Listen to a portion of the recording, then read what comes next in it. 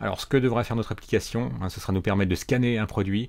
Donc, ce qu'il faudrait qu'on ait, c'est une page de plus, et ainsi qu'un un item de plus dans le menu, hein, qui nous permettra, alors la page Home, on va changer le titre pour que ça devienne Accueil.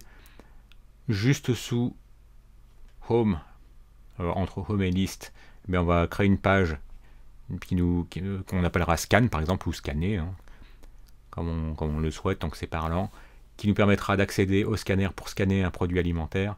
Et List, ça nous permettra de lister tous les produits qu'on aura scannés, qu'on aura ajoutés dans nos favoris, parce qu'on souhaitera les utiliser pour constituer un menu, par exemple. Donc, il s'agit de générer une nouvelle page. Et bien pour ça, on va le faire depuis la console de notre IDE.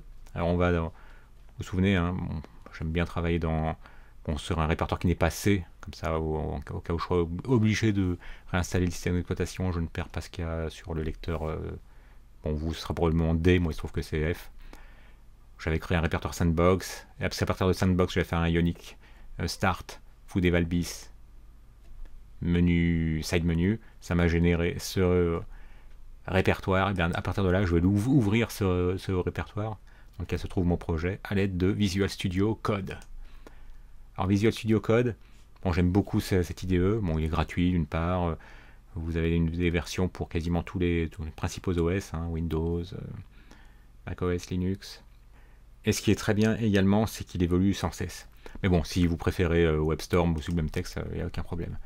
Alors on ne va pas détailler autant que ce qui a été fait dans le cours sur Ionic 2, Ionic 3, tout le descriptif de chacun des projets. Là, on fait des mini-projets, donc on veut très vite arriver au résultat.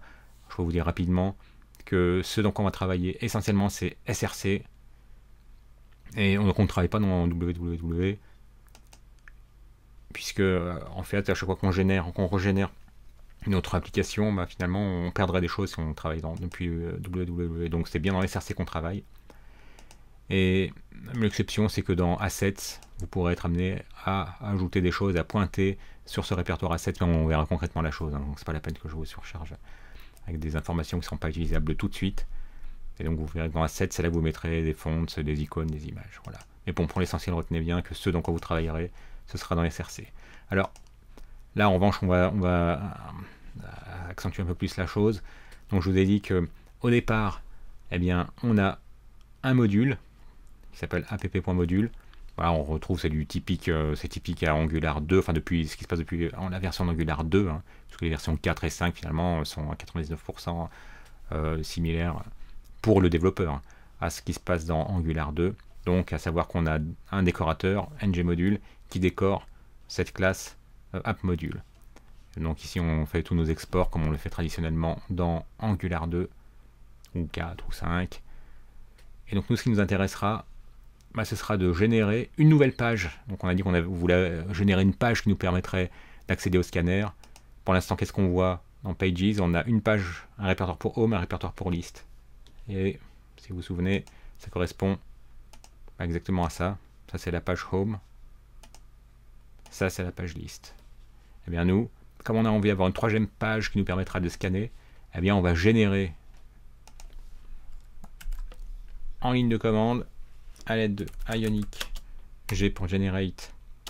Eh bien on veut générer une page, on indique page, et cette page, eh bien on veut l'appeler scan page.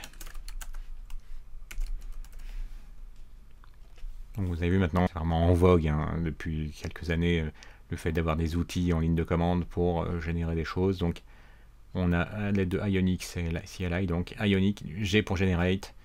Ce qu'on veut générer, c'est une page, et la page qu'on veut générer, on décide de l'appeler scan page. C'est parti, ça génère.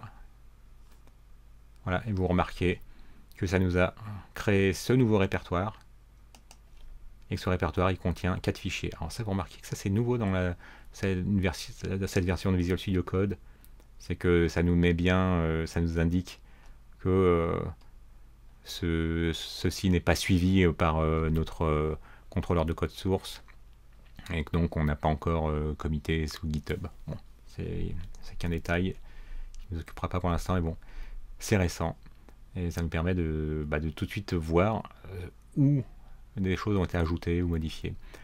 Alors, Bon, vous avez vu donc, uniquement à l'aide de cette ligne de commande Ionic Generate Page, Scan Page, ou G, j'ai utilisé la forme raccourcie G au lieu de taper en toutes lettres Generate, eh bien on a généré une page HTML, on a généré un module, vous remarquerez que, je vais fermer ce bienvenu là, voilà. Vous remarquerez que chaque page ici est un module. Alors c'est bon, ce qui est dommage, c'est que quand on génère le projet, comme on l'a fait à l'aide de Ionic Start, ben, ça ne nous crée pas un module, et quand on génère une page, ça nous crée un module. C'est dommage qu'il y ait un peu cette légère incohérence, mais bon, peu importe. Je vous le signale, hein. Vous, quand vous générerez, c'est normal que vous ayez 4 fichiers créés, alors que dans ce qui était généré en même temps que le projet, ben, il n'y a que 3 fichiers créés, parce que ces fichiers appartiennent au module app.module.ts.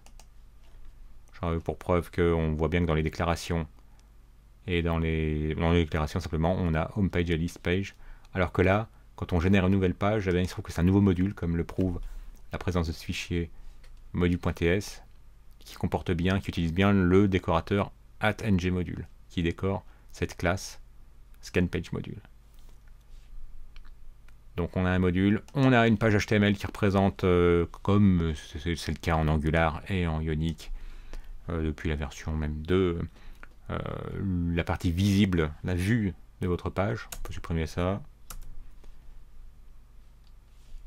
Et enfin, le code correspondant à cette page, le code TypeScript, eh bien, il se retrouve dans un fichier .ts comme TypeScript. Et on a les imports habituels, hein, c'est-à-dire qu'on importe depuis Ionic Angular, Ionic Page, qui est un décorateur qu'on trouve ici, NavController, qui nous permet, on va le voir dans très peu de temps, de naviguer vers une nouvelle page, et NavParams qui permet de récupérer des données lorsqu'on a navigué vers cette page-ci. Donc là, le décorateur qui est utilisé, comme c'est le cas dans Angular, bah, c'est addComponent, pour dire qu'on décore cette classe scanPage pour en faire un component. Et enfin, on a ce lifecycle hook qui se déclenche quand la page... Alors ça par contre c'est vraiment propre à Ionic, hein. On a des lifecycle hooks aussi en Angular, mais celui-ci est propre à Ionic, on le constate tout de suite parce qu'il est préfixé par Ion.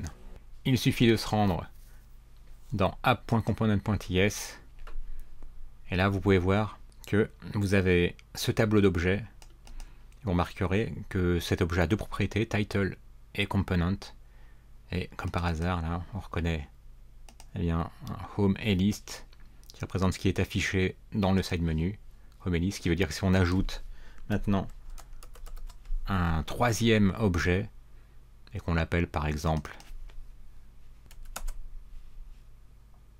scan et qu'on dit que le component associé ce sera notre nouvelle page, hein, parce que là vous voyez home page on importe depuis pages home, list page pareil, et bien nous il faut qu'on importe ce component de façon un peu différente puisqu'on a généré un nouveau module.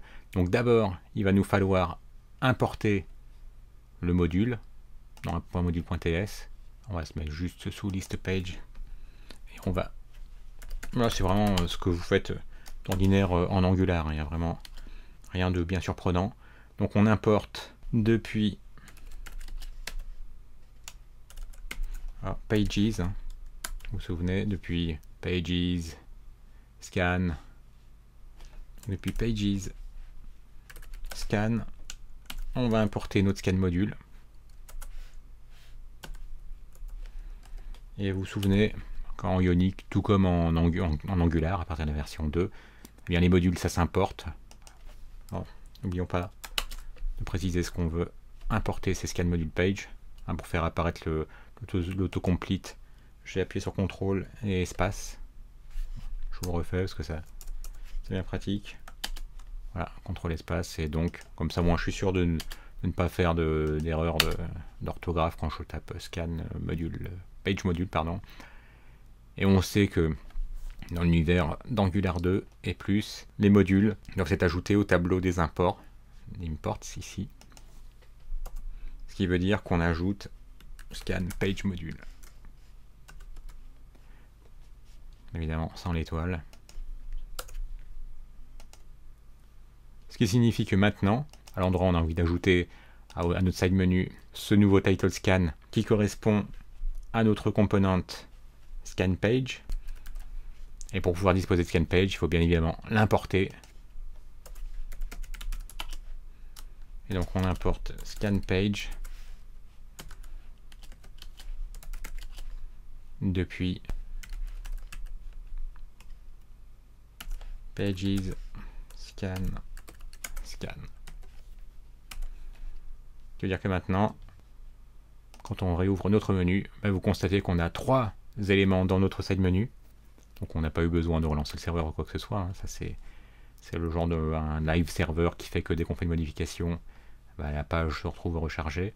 Et donc quand on clique sur scan, vous remarquez qu'on voit notre page scan page. Donc je vous rappelle les étapes qu'il a fallu suivre. Ça a été de générer notre page à l'aide de Ionic Generate ou bien juste à lettre G, page pour générer une page, scan page, on décide de l'appeler scan page.